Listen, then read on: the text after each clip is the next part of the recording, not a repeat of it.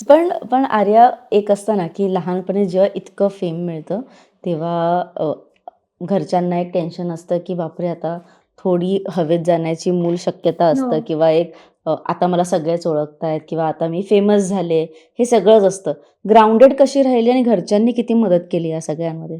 खरं सांगायचं तर माझ्या डोक्यात हवा गेलीच होती. कारण देऊळ बंदानंतर खूप कार्यक्रम मिळायला लागले. हं. अ, खूप जसं कलाकारांच्या भाषेत सुपाऱ्या हं. भेटायला लागल्या आणि खूप लोकं भेटायला लागली. खूप लोकांचं प्रेम भेटायला लागलं आणि ह्यानंतर असं झालं, की अरे, मी तर नेक्स्ट लेव्हलच म्हणजे मी हो, काहीतरी खूपच हो. मोठी स्टार वगैरे झाली आहे. हे सगळ्या गोष्टी डोक्यात भरल्याच होत्या. कारण काय व्हायचं ना, मला आठवतंय मी पेट्रोल पंपवर होते आणि माझ्या आईने मला लहानपणी शिकवलेलं, की झिरो बघायचा आणि ते झिरो नाही दिसला, 1 पासनं जरी स्टार्ट नाही झालं, म्हणजे 0, 1, हं. 2 ते 2 पासनं जरी झालं तरी मी त्यांना म्हणजे, "नो, 2 पासनं झालं, 2 पासनं झालं, 1 पासून का नाही झालं?" तर एकदा मी असंच केलं आणि तो जो पेट्रोल भरणारा माणूस होता, तर त्याने मला ओळखलं. "अरे, तू देऊळबंदमधली लहान मुलगी का?" आणि मग त्याने सगळ्यांना सांगितलं. बरं, सगळ्यांनी मग नंतर ओळखलं आणि मग माझ्या आजूबाजूला इतकी तुडंब गर्दी झाली ती फोटो काढण्यासाठी. मग त्यानंतर स्टोल बांधणं, म्हणजे माझ्या गुडघ्यापर्यंत वगैरे तो स्टोल यायचा तेव्हा. हं, हं, हं. असं असायचं आणि मग मला ते खूप आवडायला लागलं, की इतके लोकं मला ओळखतात आहे. वॉव! मला आता प्रायव्हसी मला हं. अशी हवी आहे, तर ती मला भेटत नाही वगैरे असं व्हायला लागलं. देऊळ बंदनंतर मग परत बॅक टू बॅक सगळ्याच ब मराठीमधल्या लेजेंड्ससोबत मला काम करायची परत संधी मिळाली. त्यात मला बॉलिवूडसोबत म्हणजे बॉलिवूडचे जे सुपरस्टार्स आहेत, सुनील शेट्टी, तमन्ना भाटिया यांच्यासोबत काम करायची संधी मिळाली. तर ती हवा गेली होती. मला अबकचाच किस्सा आहे. हे बॅक टू बॅक सगळे सिनेमे हं. झाले आणि पोस्टर गर्ल हिट, बंदीशाळा हिट. त्यानंतर परत अबक मिळाला आणि अबकमध्ये पण खूप स्टार कास्ट होती. तर त्याच्यातले एक ॲक्टर होते, तर ते "ए स्पॉट मला पाणी दे" असं केलं आणि मला असं झालं, हे मी पण बोलू शकते. म्हणजे मला पण लोकं ओळखतात ना, मी पण हं. सेलिब्रिटी आहे ना, मग मी पण बोलणार.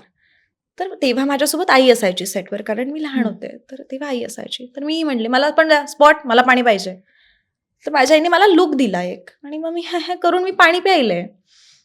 प्यायल्यानंतर आई म्हटली, "बाबू चल जरा व्हॅनिटीमध्ये जरा बोलायचंय." म्हणलं, "काय बोलायचंय?" "नाही ते जरा केस तुझे खराब झालेत, चल ते नीट करायचेत." आणि माझं असं झालं मी भिकाऱ्याची भूमिका करते. मला घाणच दिसायचंय. हं. "तू का करतेय?" ते "चल" बोलले ना. मग मी गेले. म्हटलं असेल काहीतरी. आणि व्हॅनिटीत नेऊन माझ्या मम्मीने मला खूप तुडवलं. म्हणजे खूप मारलं मला आणि मी रडत होते.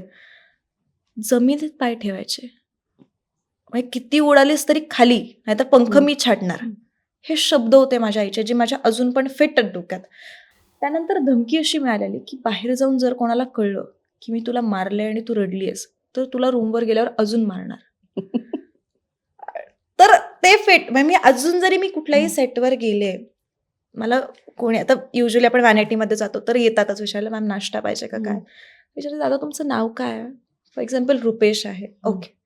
मग मी सेटवर गेले, "रुपेश दादा मला पाणी देता प्लीज?" हं. हेच माझे शब्द असतात. सो माझ्या आई आहे त्या बाबतीत, की तिने मला खूप काय म्हणतो खाली ठेवलं, की "ये तू कोणी नाही आहेस अजून, खाली राहा, काही नाही आहे. अजून खूप खूप मोठं व्हायचं आहे तुला आणि मोठी झाली तरी जमिनीत पाय ठेव, वर नको उडूस." असं आहे.